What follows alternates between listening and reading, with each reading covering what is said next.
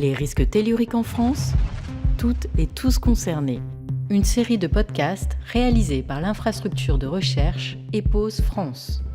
Séismes, tsunamis, éruptions volcaniques et glissements de terrain gigantesques marquent régulièrement la conscience collective. La France est relativement épargnée par les événements majeurs, mais elle a été et reste à la merci de phénomènes telluriques dont les effets peuvent être destructeurs en métropole et outre-mer. Ce podcast donne la parole aux scientifiques qui œuvrent à mieux comprendre ces menaces. Aujourd'hui, nous recevons Philippe Guéguin, sismologue, spécialiste du risque sismique à l'Observatoire des sciences de l'univers de Grenoble. Il est l'auteur de la série « Idées reçues sur les séismes et le risque sismique », disponible sur le site web observataire.fr. Philippe, vous êtes spécialiste en sismologie urbaine et risque sismique. Qu'est-ce que ça recouvre ? Ça recouvre la caractérisation du mouvement sismique qu'on peut observer en ville et puis la réponse des structures et des infrastructures à des sollicitations sismiques pour à terme évaluer les pertes en termes de dommages et donc les pertes en termes de vie humaine et économique. De quels outils et moyens disposent les scientifiques pour étudier ce risque ? En sismologie, on s'appuie sur l'exploitation des données de mouvement du sol et de réponse de bâtiments ou de ponts, d'ouvrages d'art à des sollicitations sismiques. Donc on va utiliser ces données pour caractériser ce mouvement. Les vibrations imposées aux structures et aux infrastructures comme les bâtiments, les ponts, les hôpitaux et d'autres installations comme les réseaux de distribution d'eau, d'électricité ou autres. Et puis on a aussi beaucoup d'informations qui viennent de données nationales, statistiques pour la caractérisation de ce bâti. Et qui nous permettent ensuite de faire des simulations sur les dommages attendus en cas de secousse sismique. Quelles sont les limites actuelles de la science dans ce domaine ?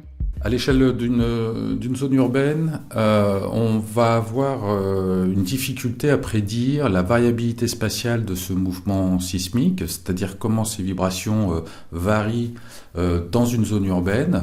Il y a beaucoup d'interactions à la fois avec le sol, avec les structures, les infrastructures.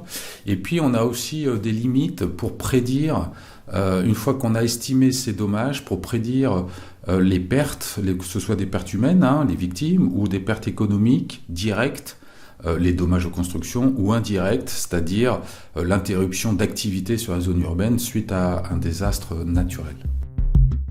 Travaillez-vous en lien avec d'autres acteurs au sein de la société ? Dès qu'on traite du risque sismique, on va avoir des acteurs opérationnels et puis institutionnels.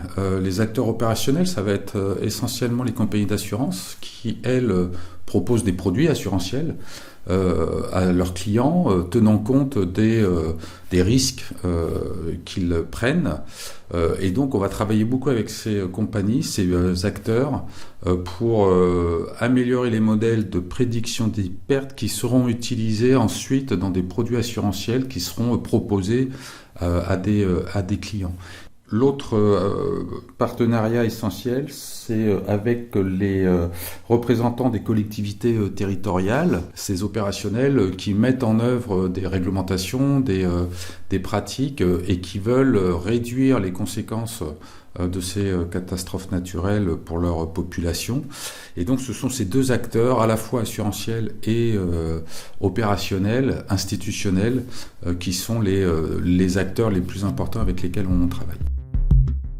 Quels sont les moyens de protection efficaces d'après vous ?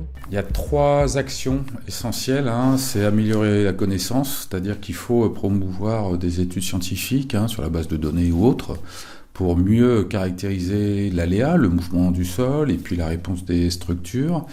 Il faut aussi faire de l'information et de l'éducation qui sont 2 éléments essentiels pour enclencher et motiver des actions de prévention et de réduction de ces catastrophes naturelles auprès des autorités.